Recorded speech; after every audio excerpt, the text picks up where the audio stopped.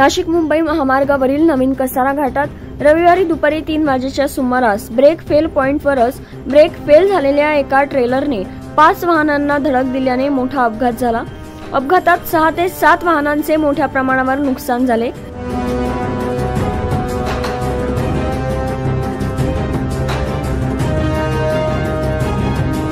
यात 13 ते 14 प्रवासी जखमी झाले आहेत। मागील 3 दिवसांपासून संततधार पाऊस सुरू असल्याने नाशिक मुंबई महामार्गावरील वाहतुकीला अडथळे येत आहेत।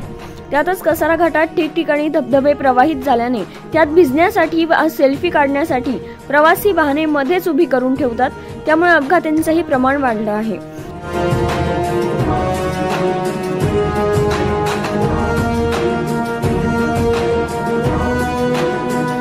रविवारी दुपारी 3च्या सुमारास नवीन कसारा घाटातील धबधबा पॉइंट जवळ ट्रेलरचे ब्रेक फेल झाल्याने समोर चालणाऱ्या 6 ते 7 वाहनांना धडक देऊन ट्रेलर उलटला। या अपघातात विनीत मेहता, दिव्या मेहता, जितेश पिटाडिया, फाल्गुनी पिटाडिया हे प्रवासी जखमी झाले आहेत।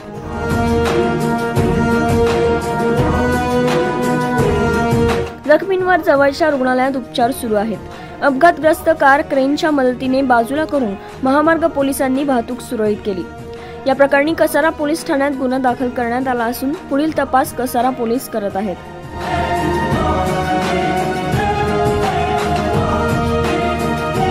9 न्यूज महाराष्ट्रासाठी प्रतिनिधी ईसा कुरेशी, कसारा।